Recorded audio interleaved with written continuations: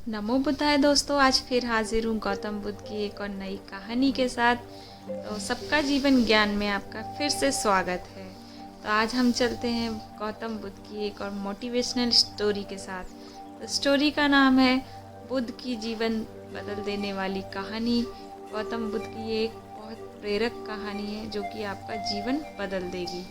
तो चलिए चलते हैं कहानी की तरफ। एक बार बुद्ध अपने भिक्षु के साथ भिक्षाटन के लिए किसी गांव की तरफ जा रहे थे। तभी अचानक बुद्ध के पैरों में कांटा लग गया। कांटा इतना तीक्ष्ण था कि चुभते ही रक्त की धार निकलने लगी।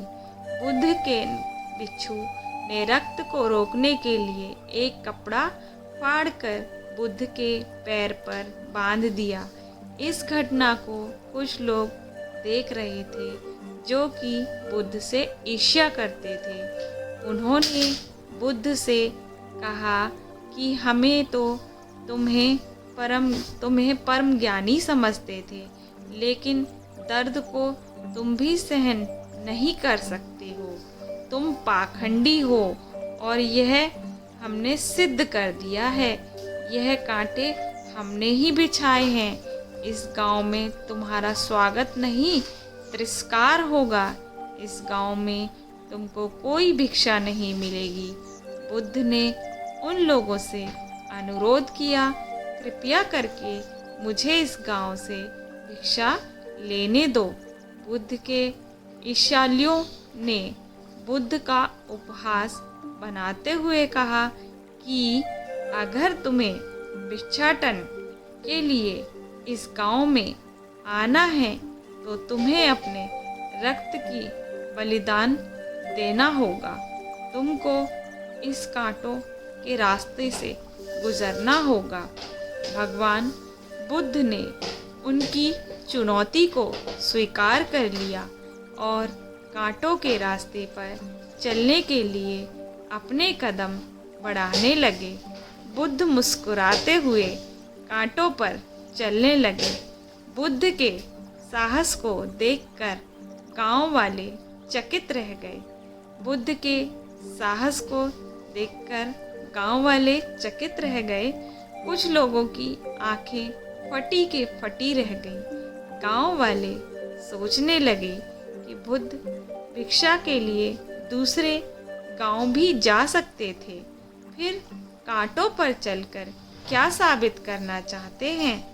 गांव वाले बुद्ध के संदेश को इतनी जल्दी नहीं समझ पाए। यहाँ पर बात भिक्षा की नहीं बल्कि जीवन को बदलने की थी। गांव वालों को की भीड़ में एक सुमित नामक युवक था जो बुद्ध पर हो रहे अत्याचार को देखकर द्रवित हो गया। सुमित दौड़ कर गया, बुद्ध के पैरों के सामने से कांटे को हटाने लगा। बुद्ध के ईर्ष्यालु सुमित को रोकने लगे और गांव से दाना पानी ना देने की धमकी देने लगे। सुमित ने किसी की बात नहीं सुनी और कांटों को हटाते हुए बोला, हे भगवान, आप इन मुट्ठी भर लोगों को अपने आप को कष्ट मत दीजिए। आप गांव में प्रवेश कीजिए। बहुत सारे लोग आपको भिक्षा देने के लिए आतुर हैं। बुद्ध ने सुमित को अपने पास बुलाया और आशीर्वाद देने लगे। सुमित पीछे हट गया। हे भगवान, आप मुझे छूकर अपने आप को अपवित्र और दूषित ना करें। महात्मा बुद्ध ने कहा, तुम अपने आप को दूषित क्यों कहते हो? स्पर्श से कभी भी कोई दूषित नहीं होता।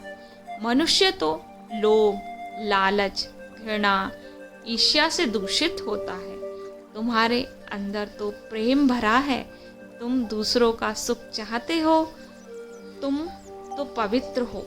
बुद्ध के बोल सुनकर कुछ लोग बोले, तुम तो अपने आप को बड़े ज्ञानी कहते हो। तुमको जाति का कोई ज्ञान ही नहीं है। तुम पाखंडी हो।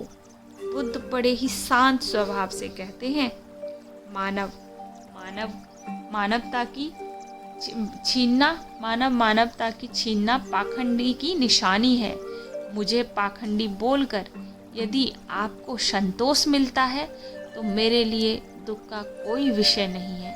कुछ लोग बुद्ध पर बरस पड़े, परंतु यह तो धर्मशास्त्र है, फिर ये सब पाखंड कैसे हुआ है? बुद्ध कहते हैं, हमारी उत्पत्ति इस सृष्टि में हुई है। नदियों का पानी सभी के लिए समान रूप से प्यास बुझाता है। खुले जंगलों की हवा में भी कोई भेदभाव नहीं करती।